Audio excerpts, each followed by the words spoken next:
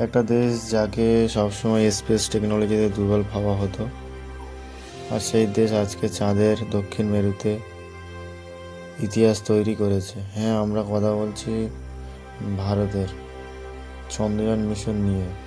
কিছু রহস্যময় ফ্যাক্ট আছে যেটা শুনলে তোমরা অবাক হবে।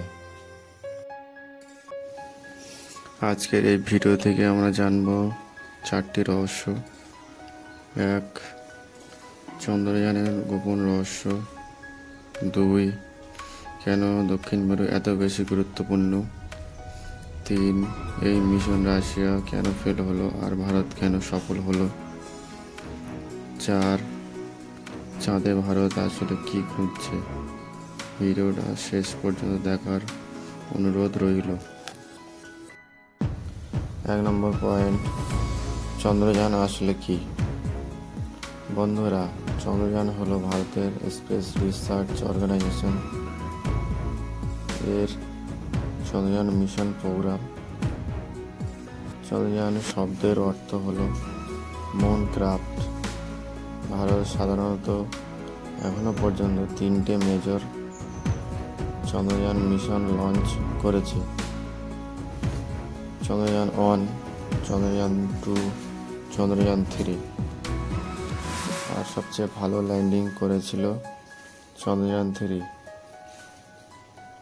আর এই মিশন ভারতকে পৃথিবীর সর্বপ্রথম দেশ বানিয়েছে যে চাঁদের দক্ষিণ মেরু সুরক্ষিত ল্যান্ডিং করেছে।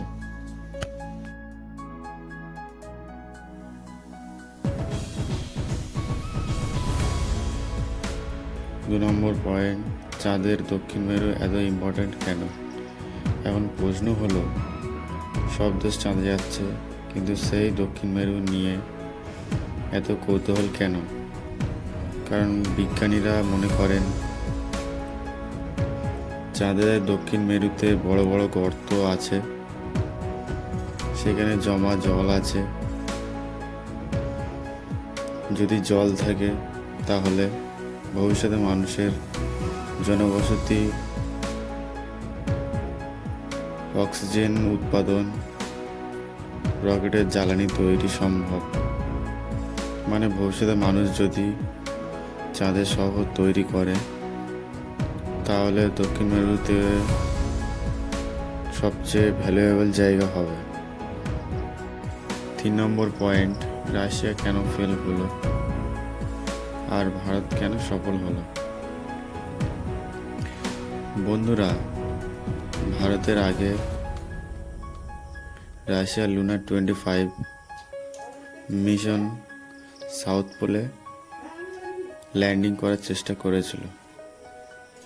এই মিশন ক্র্যাশ হয়ে যায়, আর তার কয়েকদিন পরেই ভারত চন্দ্রযান 3 পাঠায় আর সুরক্ষিত ল্যান্ড করে। এটাতে পুরো পৃথিবী শকড করে দেয়, কারণ ভারতের বাজেট ছিল খুবই লো, একটা বলিউড মুভির থেকেও কম, কিন্তু টেকনোলজি ছিল অবিশ্বাস্যকর। অনেকে চন্দ্রযান 3কে নিয়ে বলেছিল low budget engineering miracle. Chandrayaan 3-র কিছু হিডেন টেকনোলজি। চন্দ্রযান 3-র কি ব্যবহার করা হয়েছিল। প্রথম, লেজার ডপলার ভেলোসিমিটার। দ্বিতীয়ত, অ্যাডভান্স ল্যান্ডিং সেন্সর। আর তৃতীয়ত, হ্যাজার্ড ডিটেকশন ক্যামেরা। এই সিস্টেম চাঁদে সারফেস স্ক্যান করে সেফ ল্যান্ডিং স্পট খুঁজেছিল, কারণ চাঁদের সারফেস স্মুথ না, মানে পৃষ্ঠতল সমান ছিল না। চাঁদের পৃষ্ঠতল ছিল গ্যান্ট প্যাটার্স, দৈত্যপথ, বিশাল গর্ত, রক্স, শিলা, ডেঞ্জারাস স্লপেস, মানে বিপজ্জনক ঢাল ছিল প্রতি জায়গায়। আর সবথেকে অ্যামেজিং জিনিস হলো ল্যান্ডিং করার সময় স্পেস ক্রাফট নিজেই ডিসিশন নিচ্ছিল, মানে এটা প্র্যাকটিক্যালি অটোনোমাস ছিল। ফিউচারের চন্দ্রযান মিশন নিয়ে ভারত কি করতে পারে?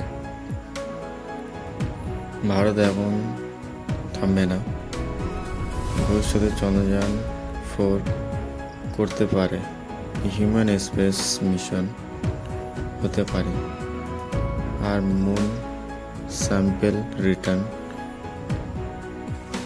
মিশন। আর ভারত ভবিষ্যতে চাঁদের দৌড়েতে মেজর প্লেয়ার হতে চলেছে। অনেকে বিশ্বাস করেন 2030 এর মধ্যে ইন্ডিয়া স্পেস ইন্ডাস্ট্রিতে ওয়ার্ল্ড লিডার হতে পারে। তো বন্ধুরা, চন্দ্রযান শুধু একটা মিশন না, এটা ভারতের সায়েন্টিফিক রিভলিউশন এর সিস্টেম।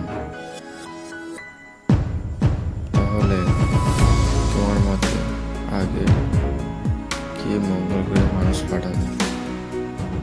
ইন্ডিয়া নাকি নাসা নাকি চায়না? কমেন্টে জানাও।